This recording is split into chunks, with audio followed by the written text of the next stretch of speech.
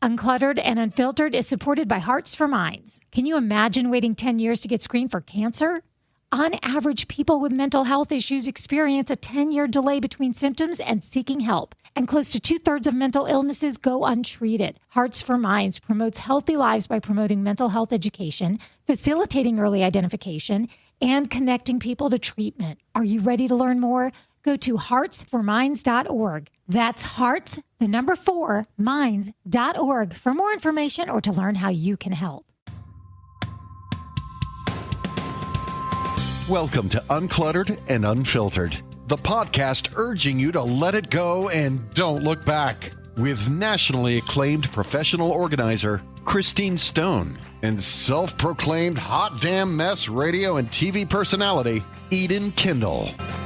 Welcome, everybody, to a very bonus episode of the show. After the show, Christine and I are recording this just on the fly because we don't have a recording this week. Everybody is off for Thanksgiving, and we wanted to make sure we had an opportunity to talk about this one particular episode of The Golden Bachelor. But before we do that, we're going into Thanksgiving, and we want to make sure everybody understands how much we are grateful to all of your support for being a part of Uncluttered and Unfiltered in our little community. Would you agree?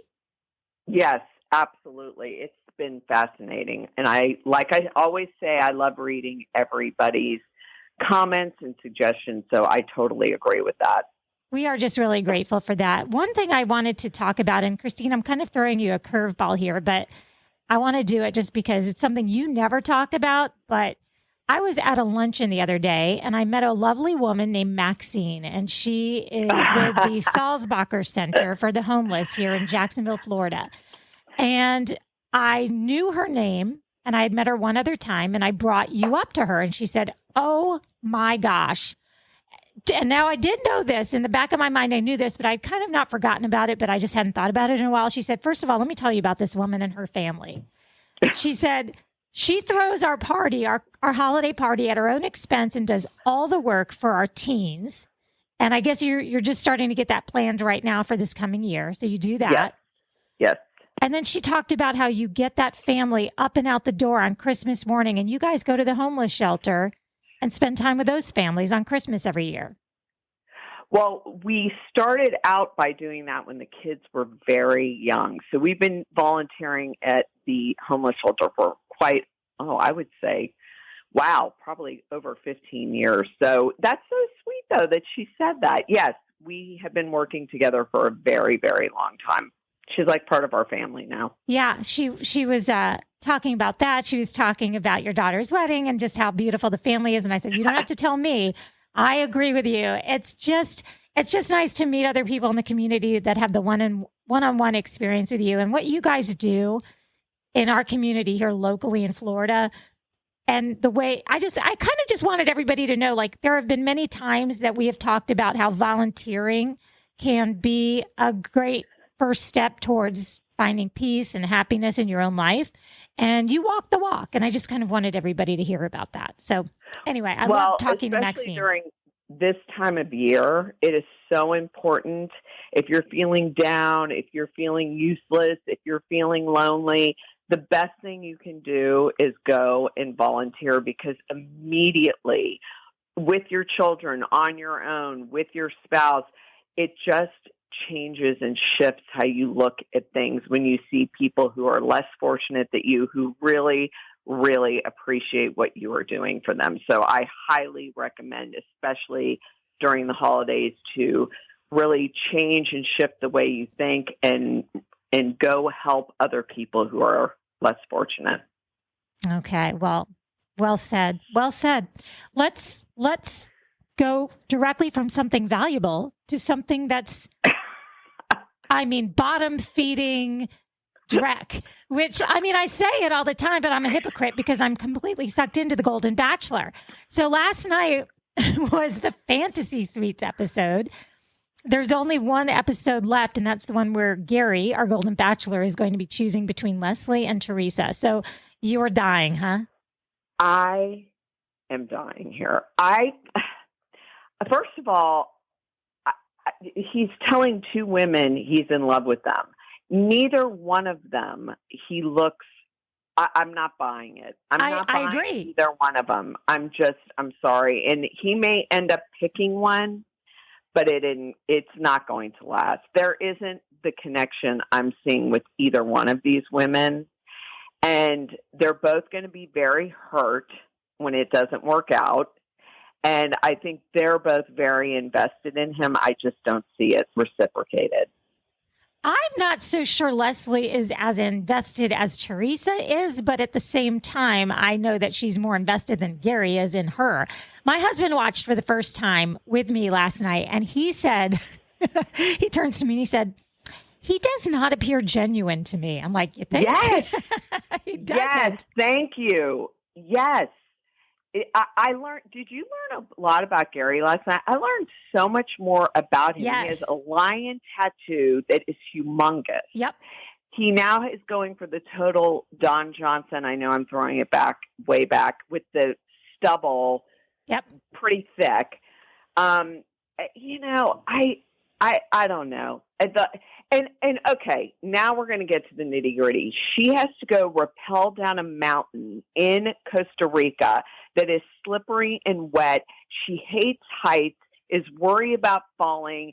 It's like he's testing her, but him and Teresa get to go on a little slow, quiet horseback riding thing. Well, unfair. Why does he keep saying how adventurous Leslie is? And then in her interviews, she keeps saying how she's scared. She doesn't like this kind of thing. She doesn't like being out of her comfort zone. She does not claim to be an adventurer. He keeps saying he doesn't know her at all. And exactly. Wait a minute.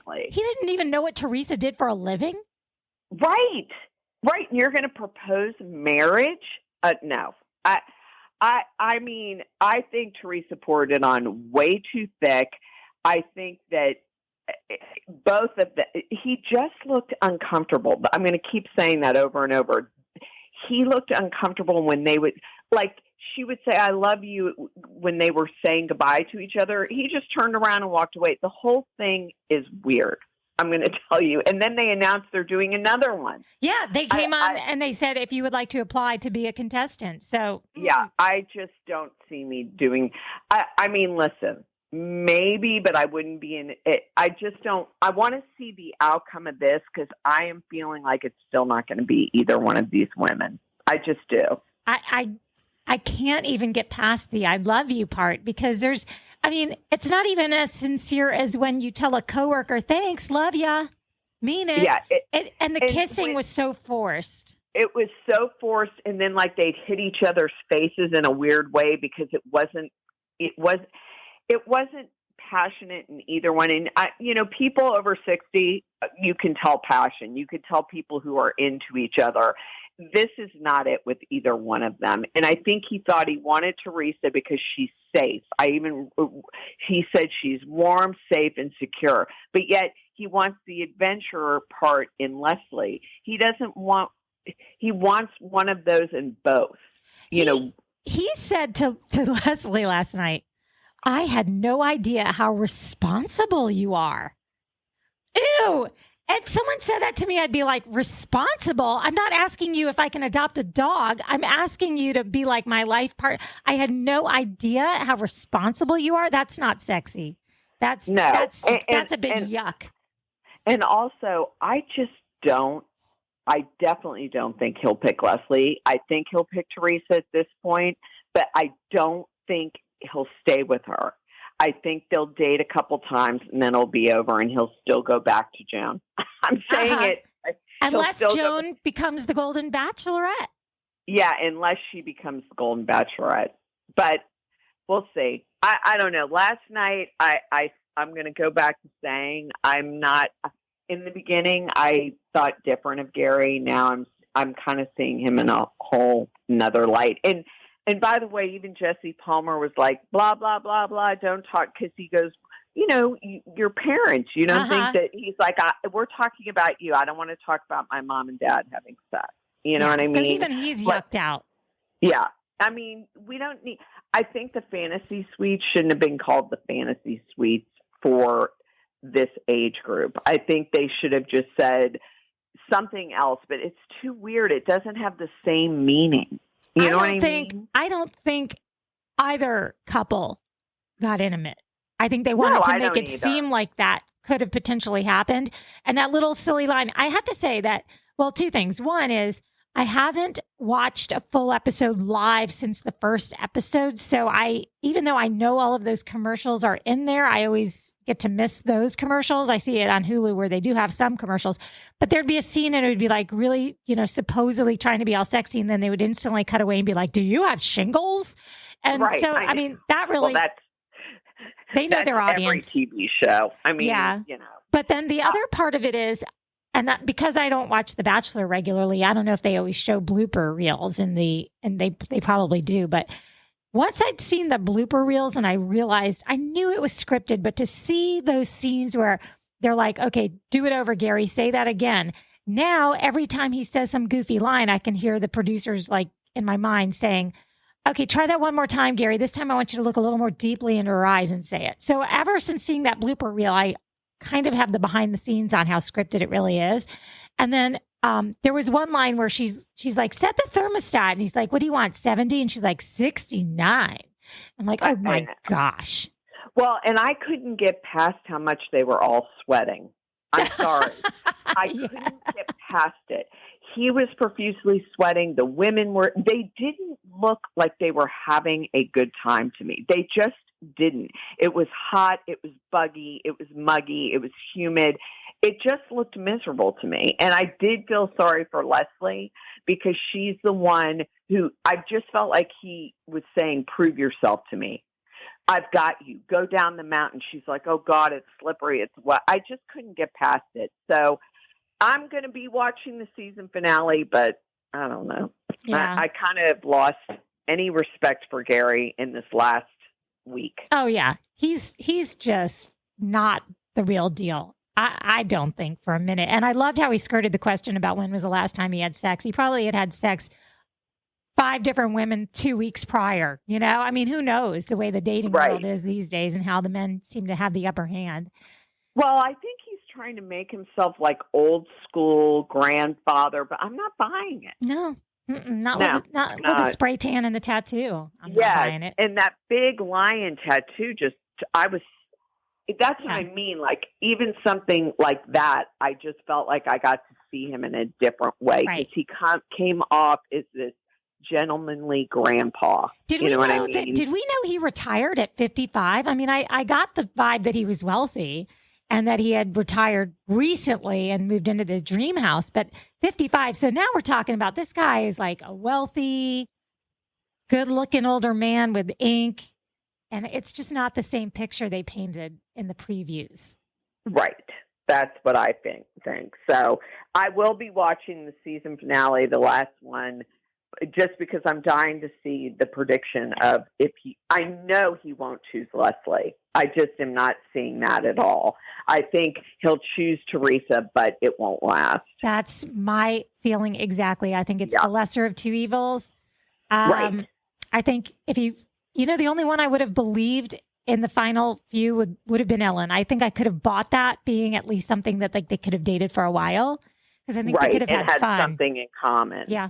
But Teresa's willing to quit her job and she's a successful woman doing something she enjoys too much. Yeah. Too much. In your later years, if you have something that you found that you absolutely love, you're going to quit it for a new guy that you meet without any real commitment? No. Yeah. I'm sorry. And I'm not buying it. Leslie pretty much let it be known, like she's not packing up and moving anytime soon. She's like, I don't want to leave for good from the Midwest. Maybe we won't be bi-coastal. Maybe we'll be a Midwestern, she planted the seed that, we're not closing up shop right now just for this whim. Whereas Teresa was like, so needy. It's unfortunate. Will I be in for the next one? I don't know. Every week I'm like, I'll just read a recap, but then I watch. I can't look away. But I will tell you that my husband made his selection. He's like, based on everything just that I'm seeing, it's Leslie. I'm like, no way. He's not into her. Way. He's not into her. It's too forced. Yeah. And all she does is complain.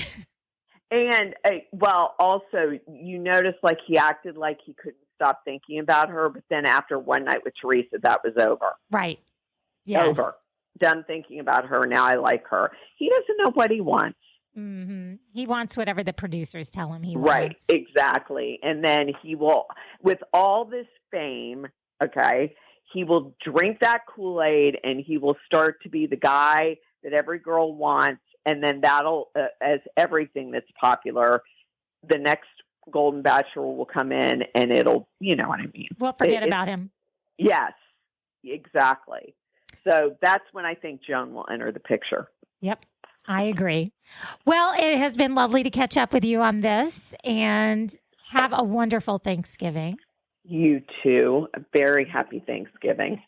And we will And then we'll be back to talk about Christmas. We'll be back to talk about Christmas and so many other exciting things. In the meantime, if you could subscribe, what a lovely gift it would be to us if you would follow us. Even if you're not a YouTube person, go follow our channel on YouTube. We're on Pinterest now. You can follow us there. You can follow us everywhere.